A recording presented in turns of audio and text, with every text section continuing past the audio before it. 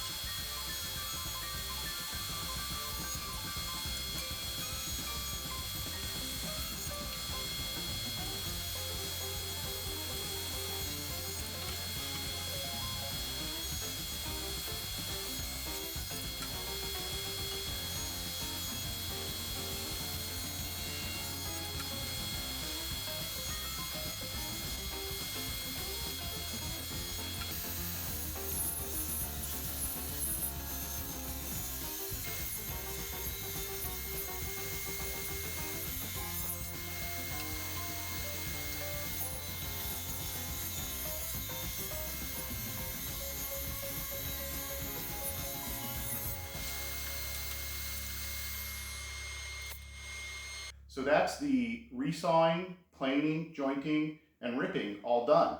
It went pretty well. I'm becoming more and more impressed with my Shopsmith tools on every project.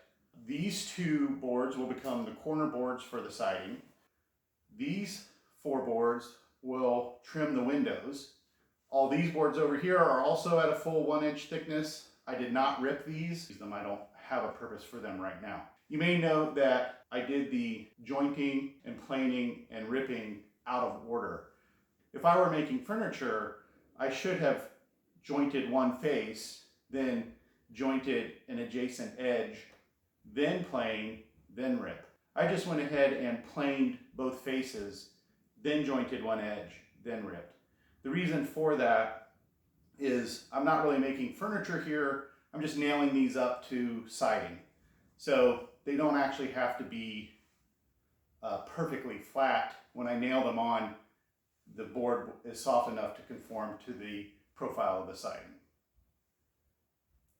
That's it for this video. Thanks for watching. As always, please subscribe if you feel I've earned it, and your comments are always welcome.